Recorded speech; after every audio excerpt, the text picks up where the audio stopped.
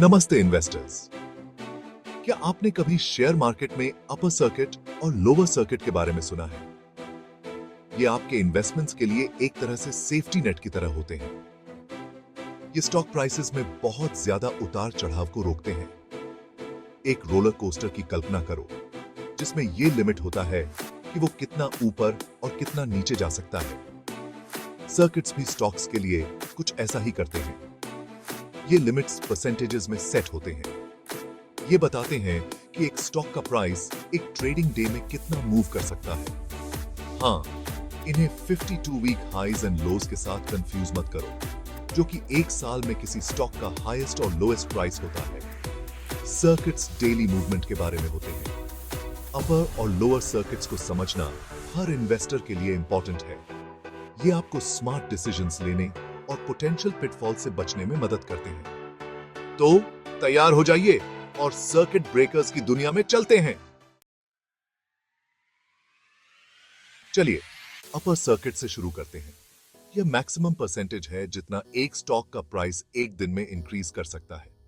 जब कोई स्टॉक अपने अपर सर्किट पर हिट करता है तो ट्रेडिंग हॉल्ट हो जाती है।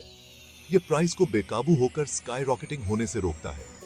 इसे स्टॉक प्राइसेस के लिए एक स्पीड लिमिट की तरह समझो।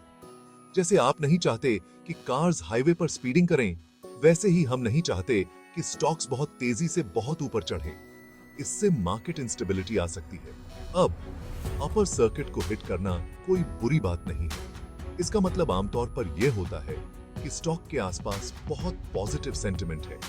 इन्वेस्टर्स खरीदने के लिए ईगर हैं, जिससे प्राइस हायर जा रहा है।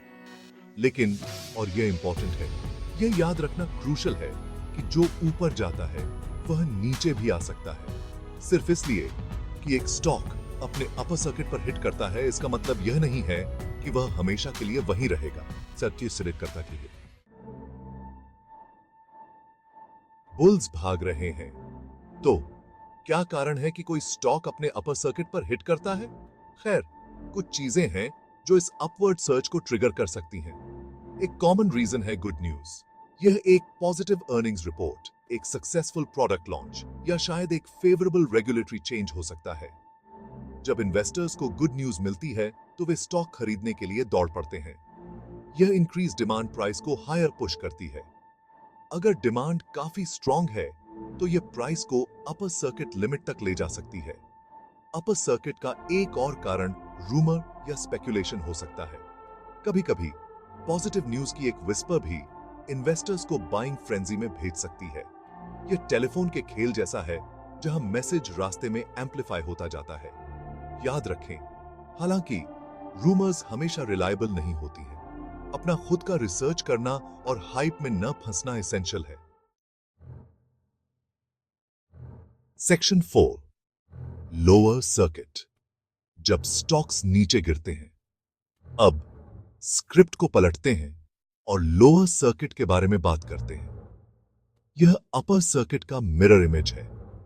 यह मैक्सिमम परसेंटेज है जितना एक स्टॉक का प्राइस एक दिन में डिक्रीज कर सकता है। जब कोई स्टॉक अपने लोअर सर्किट पर हिट करता है तो ट्रेडिंग हॉल्ट हो जाती है, बिल्कुल अपर सर्किट की तरह। यह प्राइस को बहुत तेजी से प्लमेटिंग होने से रोकता है। इसे एक सेफ्टी नेट के रूप में सोचें, जो स्टॉक को जमीन पर गिरने से पहले पकड़ लेता है। लोअर सर्किट को हिट करना आमतौर पर एक नेगेटिव साइन के रूप में देखा जाता है। यह इंगित करता है कि स्टॉक पर बहुत अधिक सेलिंग प्रेशर है।